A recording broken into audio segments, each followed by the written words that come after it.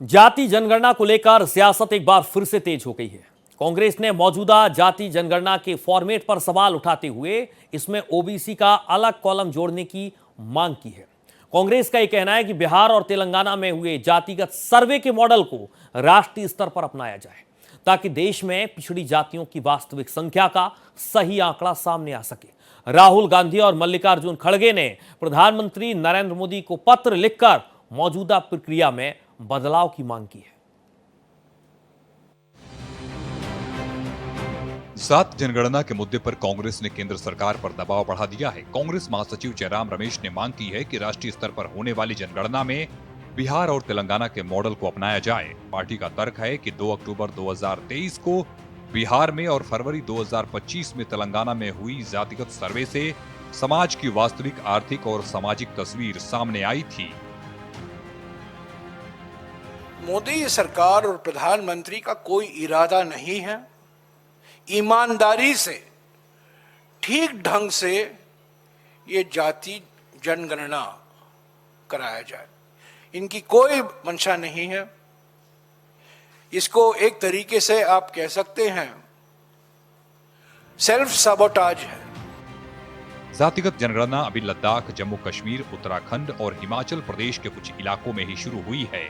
ऐसे में कांग्रेस चाहती है कि मौजूदा प्लान पर दोबारा विचार किया जाए। राहुल गांधी और कांग्रेस अध्यक्ष मल्लिकार्जुन खड़गे ने प्रधानमंत्री नरेंद्र मोदी को पत्र लिखकर मौजूदा व्यवस्था को बदलने की मांग की है।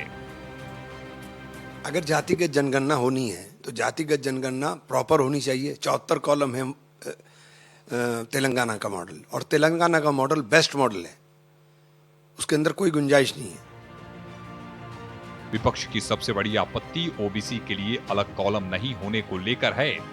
कांग्रेस समेत कई विपक्षी दलों का आरोप है कि जात की जानकारी के लिए कॉलम खुला रखा गया है और लोग जो नाम बताएंगे वही दर्ज किया जाएगा। विपक्ष की मांग है कि ओबीसी के लिए भी एससी और एसटी की तरह स्पष्ट कॉलम और व्यवस्थित विकल्प दिए जाएं, ताकि देश भर से एक समान और तुलनीय डेटा जुटाया जा सके। जाति नहीं होती, युवा की जाति है, किसान की जाति है, जाति है ही नहीं।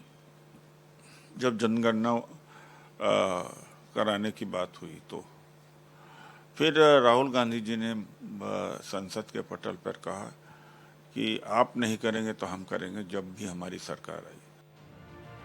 साफ है कि जात जनगणना का मुद्दा आने वाले दिनों में संसद से लेकर सड़क तक एक बड़ा राजनीतिक भूचाल लाने वाला है। विपक्ष इसे पिछड़ों के हक और अधिकारों की लड़ाई बता रहा है। वहीं देखना ये होगा कि केंद्र सरकार विपक्ष के सुझावों पर क्या रुख अपनाती है।